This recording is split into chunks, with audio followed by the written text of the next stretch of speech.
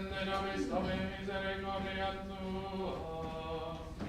Et salutore tua nobis. Nobile sauria ratione mea.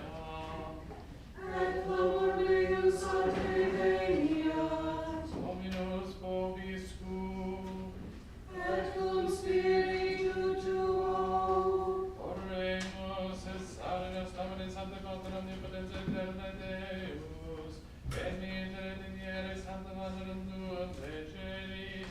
Qui custodia quolia gloria pisina quolia perdona omnes abrantes in arca saculo. Per Christum Dominum nostrum. Amen.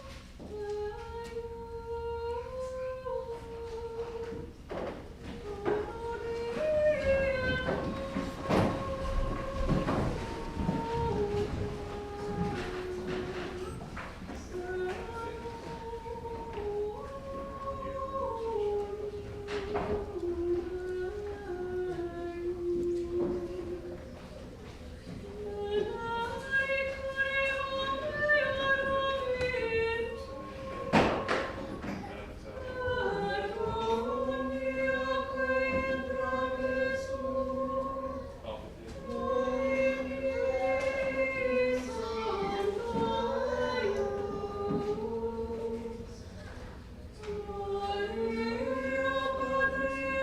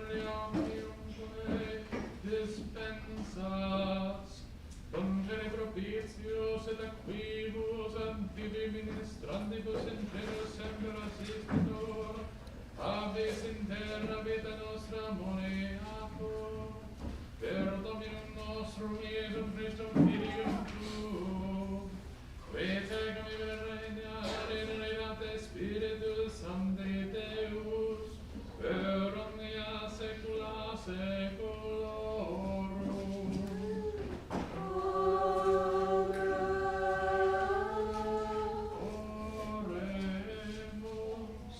Omnipotens et misericors Deus universum nobis adversantia propitiatus exclude, ut mende corre pariter expediti, quae tuas sunt liberis mentibus exequamur, per Dominum nostrum Iesum Christum Filium tuum, qui tecum iber regnare in unitate Spiritus Sancti Deus, per omnia saecula saeculorum.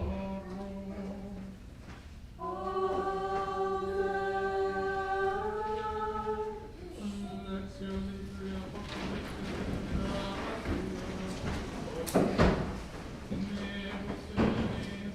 significavit Deus quae vordetia remitito idem sperandum sum servus suo Ioanni, qui testimonium verivo et verore testimonium Iesu Christi, quo quivi, beatus qui legit et audet verbe prophetsiae tuius, et asservat ea, quae in ea scripta sunt, tempus enos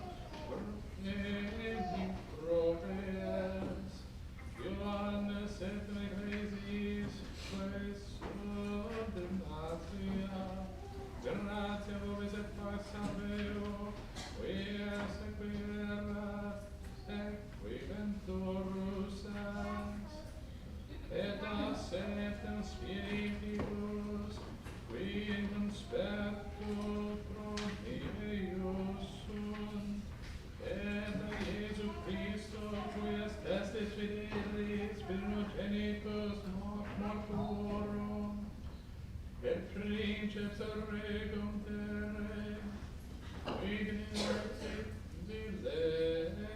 nos, et lavit nos a peccaris nostris in sanguine suos.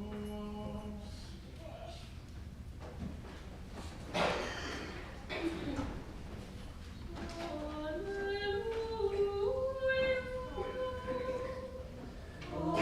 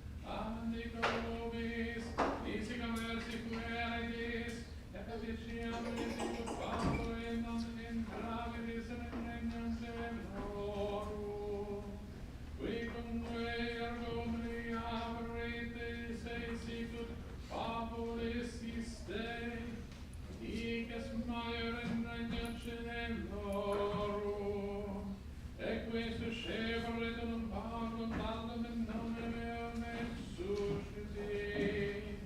Qui altum scandalizare da unde possire esistis, qui me credum textei, quota sus pendator mollas nave ancorebus, et demergator in profundum maris, mundo ascandelis, leces est, edemur veniant scandala, verum tamen Deo deire, percam scandalum veni, siadum mandus tua, verbes tuus stabilisate, accidem et provice auste, bonum tibies ad vitam incredibile, et laurum quam duas manus,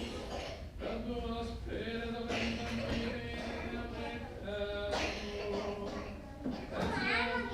tuus canonizate, ereme provice auste, bonum tibies circumlobro in vitam entrare, quam duos aventam vitam timis.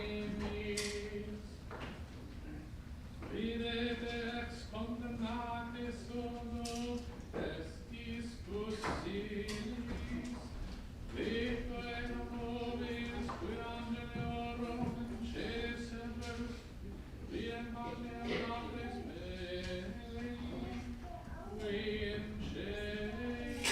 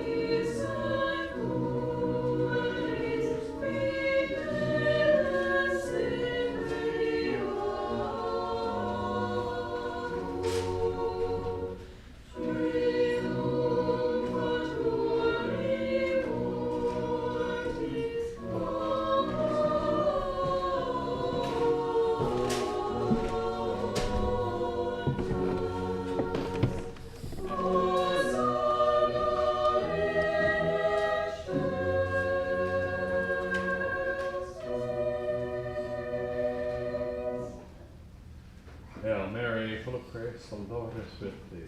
Blessed art thou amongst women, and blessed is the fruit of thy womb, Jesus. Holy Mary, Mother of God, pray for us sinners now and at the hour of our death. Amen. Please be seated.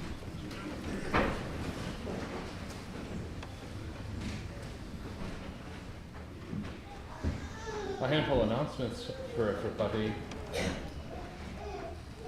Today is Angel Sunday, and after the Masses, the blessing of children will take place at the communion rail. So the child who would like to receive this blessing and also Holy Card along with it may come up to the communion rail after the Mass is completed. Next Sunday is our parish picnic, and the sign-up sheets are in the vestibule for this picnic. One for signing up if you will attend, and also one if you would like to volunteer to bring something to the picnic. It's always a very great time had by everybody, and so and then, at least at a glance from a distance, it looks like the weather should hopefully be nice. And so I hope that you are able to come and attend our parish picnic next Sunday. Next Friday and Saturday are the first Fridays and Saturdays of October. Our normal Friday and Saturday, first Friday and first Saturday schedules will take place, and the schedule is in the bulletin. Also, next Sunday is the first Sunday of October, and we will have the blessing of religious articles after both of the masses.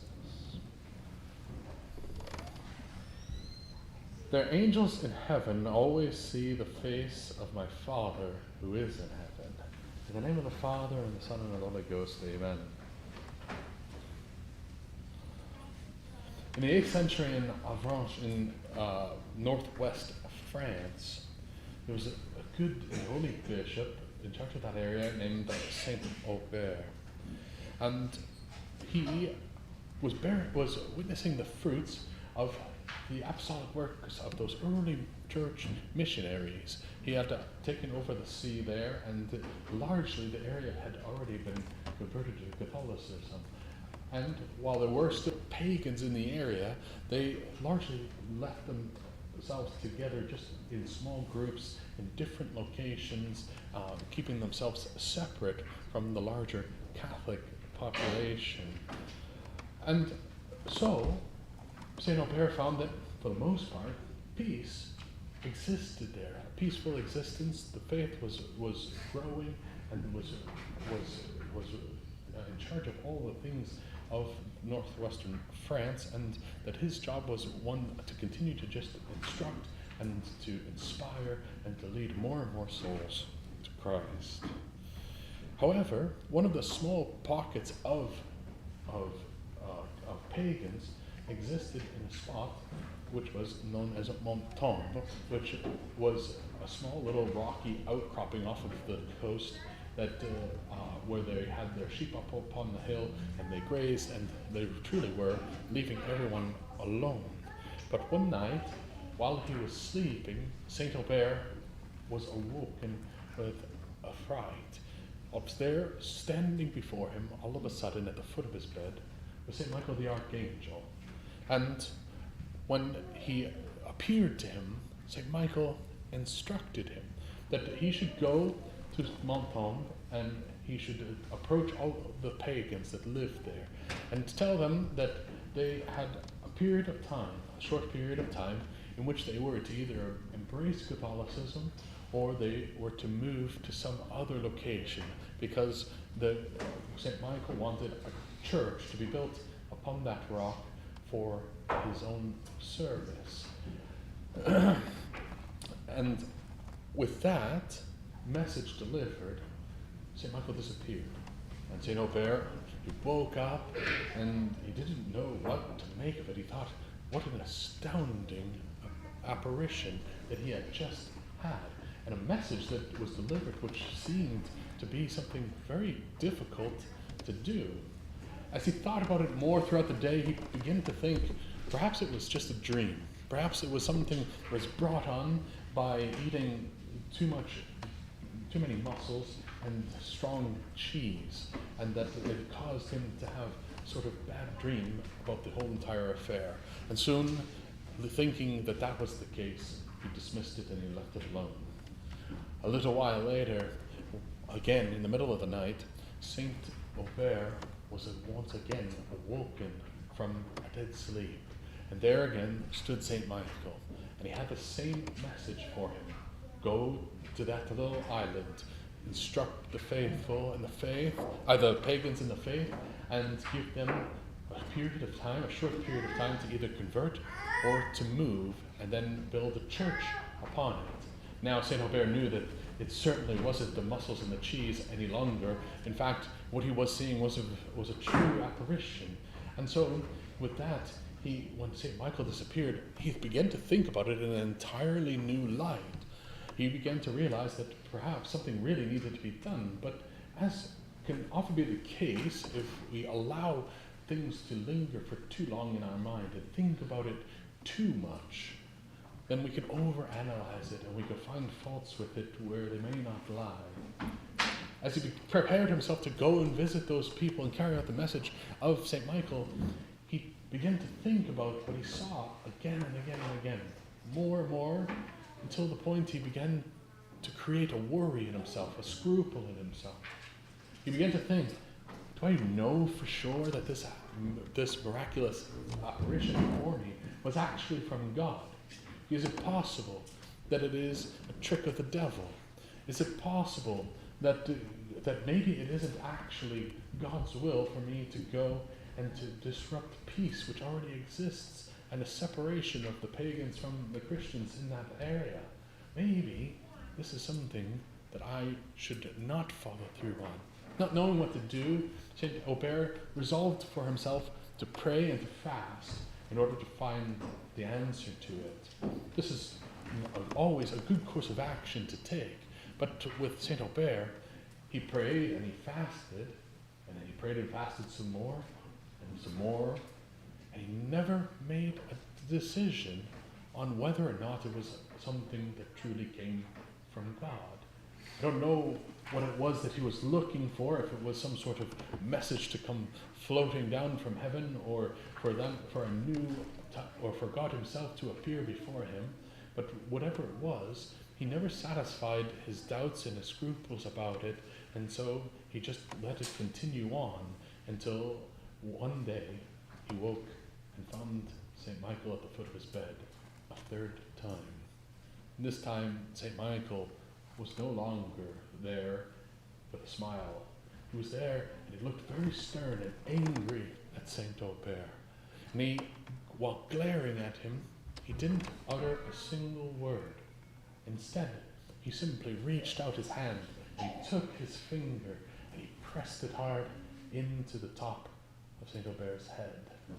St. Aubert opened his mouth out of shock to say something, but the pain was so excruciating, all he could do was let out a cry at the point of the finger. And with that, St. Michael disappeared. Aubert, now awake and pretty well, no remnants of sleep remaining due to what had happened, went and realized that there was a mark upon his head that was visible, and a headache that was there that was strong and all invasive. It was pain that would, for the rest of his life, always be carried with him to the very day that he died. But the message was clear. This was no trick of the devil.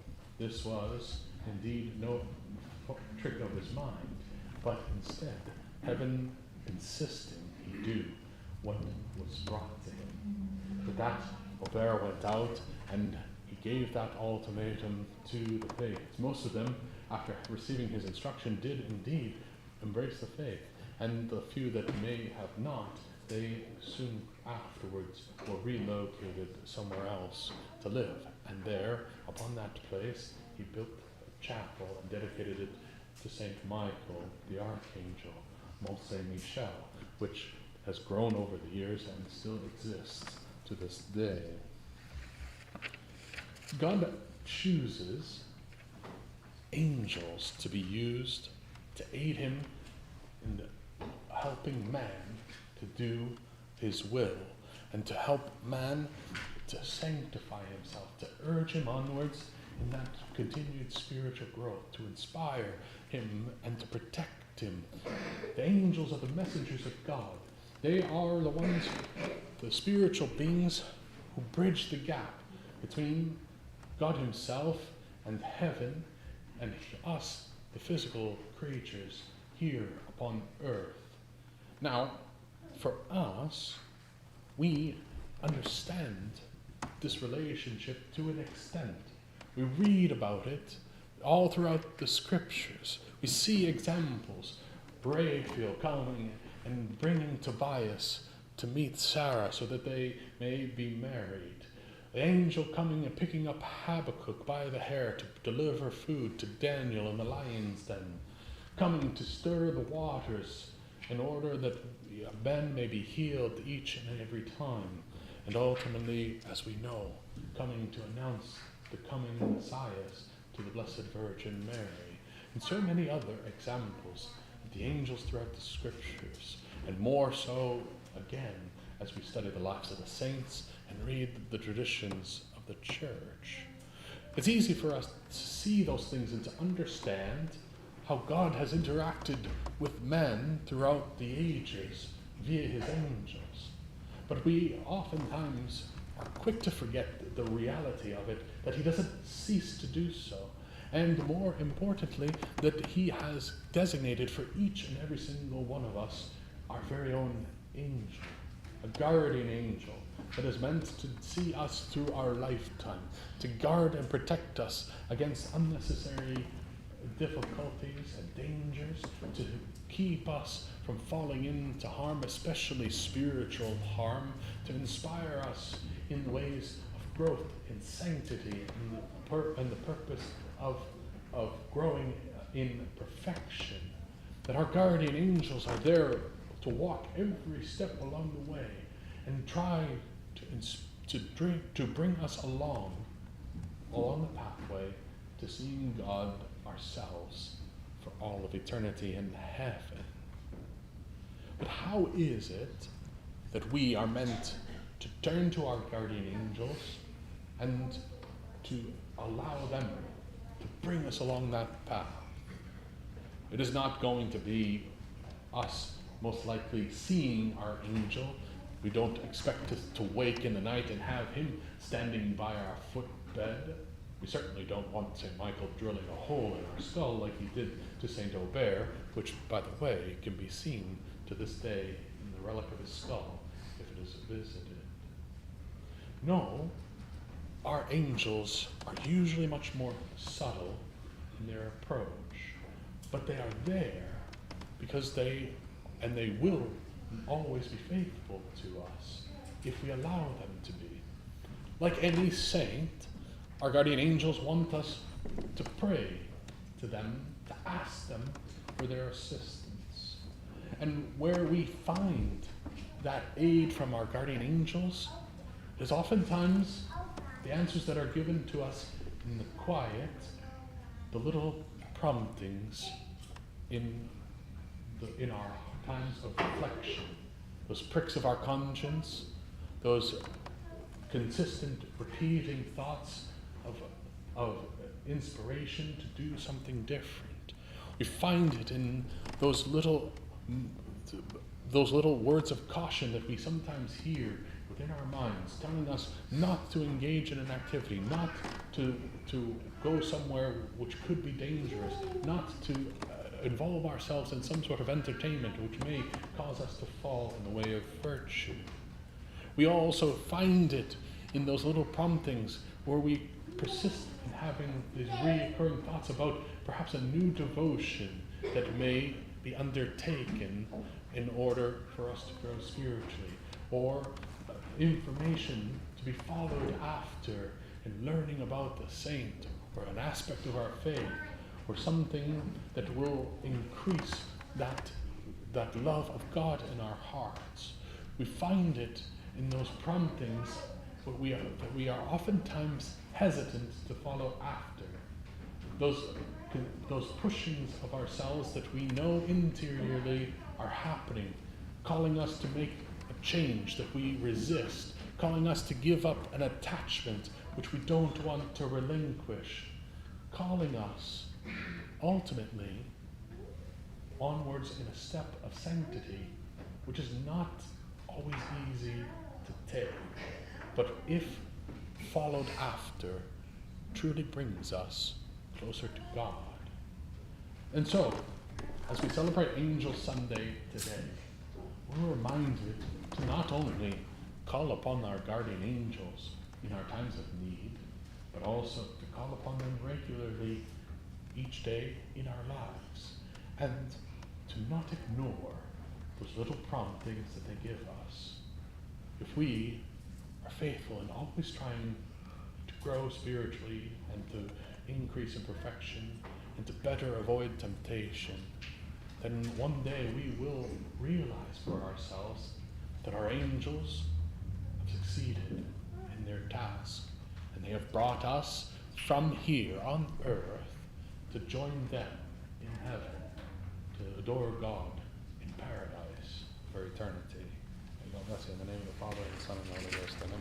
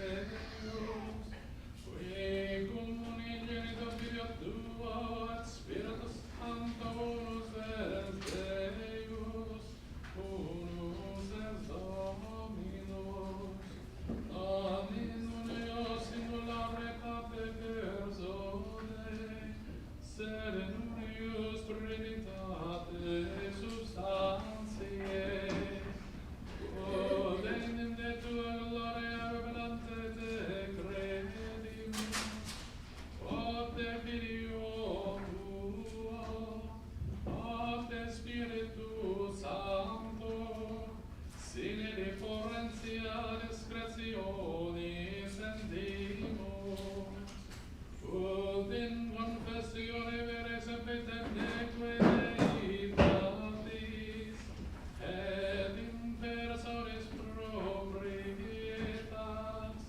et in assentia uni pas, et in majestate adoretore qualitas, quam lavant angeli aquae arcangeli, cherubim quoque auxiliares,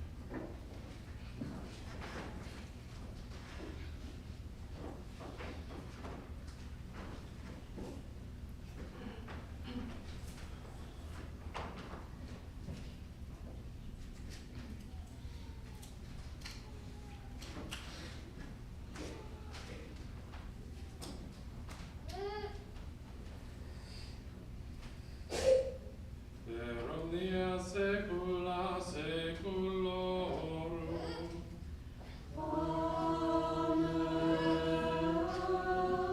Pax Domini sit semper utis tuum. Et cum spiritu tuo.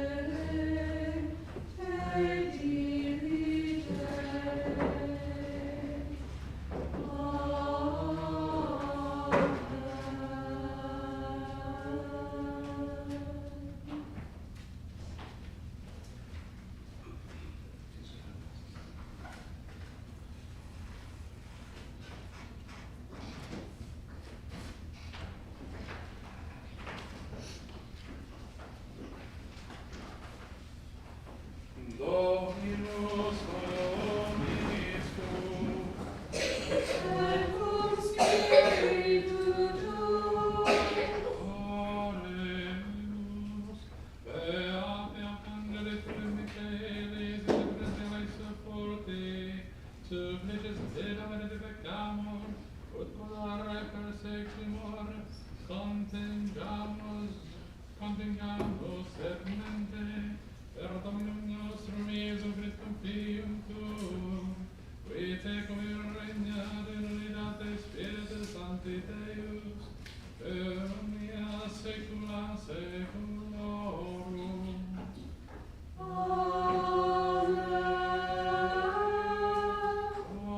Oremus, tua nos Domine medicinale separatio et a nostris perversitatibus clementer expediat, et a te semper faciat, venere redundatis, per Dominum nostrum Iesu Christum Filium Tuum, qui tecum regnat in unitate Spiritus Sancti Deus, et omnia saecula saeculorum.